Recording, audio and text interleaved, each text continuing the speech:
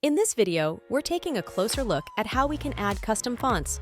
Let's go to google.com and search for Google Fonts. For this tutorial, we're using Google Fonts, but we support almost all types of fonts. In Google Fonts, we can either look through all the different fonts, or we can use the search function if we know what we're looking for. Let's pick this one, called Jersey 15. Click Get Font. Then download all. Pick a folder and click Save. Let's find another one.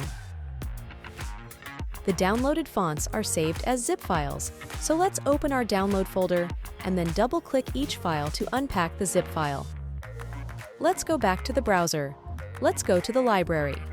Let's create a new folder and let's call it Google Fonts. Open the folder. Upload assets. Then find the files we need and add them to our library. Note that it doesn't matter if we save the fonts in the root library or in a folder. When fonts are uploaded to the library, they're automatically added to your font library in the editor. Let's go to Playlists.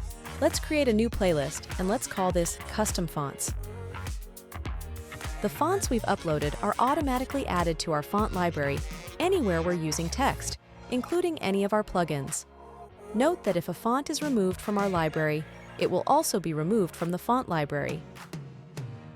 Thanks for watching.